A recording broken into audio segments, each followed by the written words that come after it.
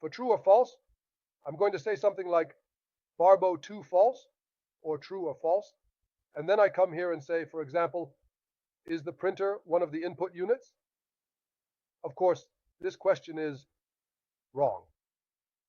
To elaborate on the process of determining true or false statements, I will provide examples and explanations to ensure clarity and understanding.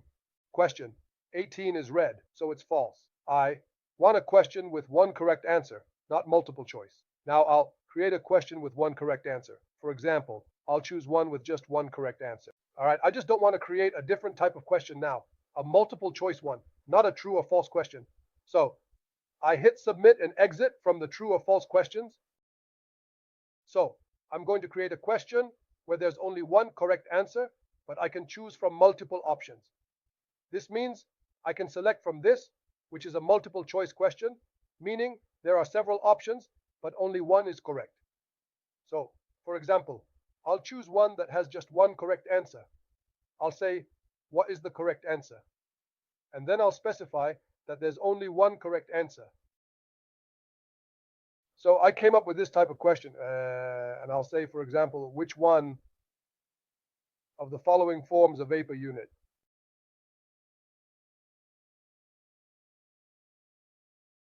The following constitutes a unit as follows. I came here and put the question to you, and I wanted to know what you think about it. I'll quickly show you an example of 3 questions, and then I'll show you some settings. I'll say, which one of the following? So, there's a set of options. I'll put here printer, I'll put here screen, and I'll put here column reader.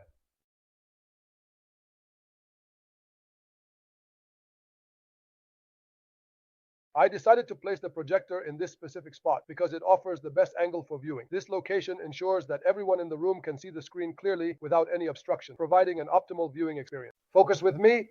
Of course, I provided 4 answers. What is the correct answer? It's the column reader. So put it here.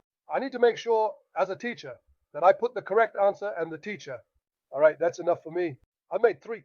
How many points do the 3 questions add up to in total? I assigned 10 points to each question. You can click the question, set to 1 point, submit. With 3 questions, it totals 21 points, as 2 are 10 each. Say, all questions 1 point, then update. With 20 questions, assign 1 point each instantly, eh? No need for individual assignment. I've set questions, answers, and points. Now click OK and join me for the next part on test settings. It's worth 1 point. So as a power user, you say all questions are worth 1 point and click update. This updates all questions at once. If you have 20 questions, each gets 1 point immediately, avoiding individual assignment. Just select all, click update, set the score, and hit update to apply. I've set my questions, answers, and points. Now I click OK, and you'll join me for the next step, which is about test setting. After naming the test final term, I click submit. This step involves test setting or options. You can easily change the name in test options if needed. All right, now I want to put here, it will assign 1 point to each of the 20 questions directly, instead of assigning points to each question individually. You just select all, click on update, and set the score you want, then hit update. This way, it will apply to all of them. For me, I've set my questions, I've set the answers, and I've distributed the points. Now I just click OK, and you'll be with me for what's coming next, which is what I'm going to explain to you about the test settings. After I finished the test now and named it final term, I click submit button. This step is what? It's the test settings or test options. If you want to change the name, you can do it from the test options easily if you feel there's an error in the name or something. All right, now I want to add here. For the test, I want the student to click on it and have it open in the same page, not a new one. It's better to keep it on the same page. Keep in mind that the test is not available for the students yet. If you want them to take it, just say yes, and they'll ask, but if I say yes, Dr. Sammy, will the test be available for the students? No, don't worry. The most important thing is to leave the time. Just say yes, and it will be a regular time. If you want to put an announcement, it will send a notification to the students that there's news. Just say yes. Perfect. And it will tell them that this test is on such and such a day. Listen, everyone, tests don't have attempts. whether it's a midterm or a final. Don't use the word attempts at all in the test. This test, those attempts, should not be used in activities, should not be used in assignments, and should not be used in formative assessments like the ones at the end of the unit. But for a midterm or final exam, don't even think about it at all. Oh, that's also related to D. If you have attempts, it will be the attempt that counts. It's also related to D. If you have attempts, it will be the attempt that counts. So I actually don't use attempts in the midterm and final exams. So there's no answer for two of these attempts. We'll come back to that. There are teachers who use something called the completion requirement. And I'm telling you, in diplomas, don't use it in the end. In diplomas, you shouldn't use the completion requirement. And they will say to me, what is the obligation of completion? Meaning he had to take the test.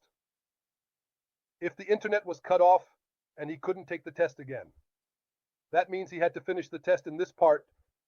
For example, if someone accidentally goes back, for example, by hitting the back button, because they want to see a previous question, and they get stuck, they won't know how to return to the next question. So the whole idea of the completion requirement should be removed from the diploma context because it causes problems. Now let's get to the important thing. The first thing to focus on is that it must be under the test. Yes, that's very important. After that, go straight to setting the temporary time. That's crucial, very crucial. That's important, very important. The midterm exam questions usually don't go beyond half an hour to an hour at most. It won't go beyond that. And some people do it in 15 minutes. Some people do it in half an hour. Some people do it for 3 or 4 hours. Take your time. The time you have. The time, come on, that's for sure. What it means, test time. So how long does the student have to take the test? The duration of the test is important. This is the test time, how long the test lasts. Write 30 minutes for half an hour, 60 for an hour, 120 for 2 hours. Set start, not stop. If left on stop, time passes and the test is stuck. You send a message of extra time. Time should be deducted. Set it to start. After 60 minutes, the test ends. The student finishes and it doesn't matter. Our diploma tests are usually around an hour to an hour and a half. So if it's 90 minutes, you write 90 minutes. Now regarding the start and stop settings, don't leave it on stop. You have to set it to start. If someone asks me why, well, if your test is 60 minutes, you write 60 minutes and you have to set it to start. If you leave it on stop, the student will be in the test. As soon as the 60 minutes are up, the test will be taken from the student. This is the duration of the test, and you need to set it to start. The date is very important. The date should be in the Gregorian calendar. When in the test, time passes, test pauses, sends message of extra time, deduct time from student, set to start. After 60 minutes, test taken. This is crucial. Set test duration to start. Important diploma settings. Date must be Gregorian. Many use Arabic. Be careful. Change Blackboard if Arabic. Better keep time in English. Check results. Ensure date matches exam schedule. Check results and date. Ensure Thursday is 30th. If above, adjust. This is the duration of the test, and you need to set it to start. These are the important settings in the diplomas. The date is very important. The date should be in the Gregorian calendar because many people are used to the Arabic calendar. So, you need to be careful if you want to set it to Arabic, then change all the Blackboard settings. But I tell you, it's better to keep the time settings in English. Just make sure to check the results and ensure the date is correct according to the exam schedule. So I'm checking the results from here and I check the date. Let's say I have an exam on Monday, Wednesday, or Thursday. I make sure that Thursday is indeed the 30th. And if it's above the 30th, then we need to be under the 30th. Above 30, below 30, and the test lasts for 2 days. No, it must be hidden on the same day. Keep that in mind. Did Dr. Sammy's family ask about the test time? No. This is the day of the test and the availability of the test. What does that mean?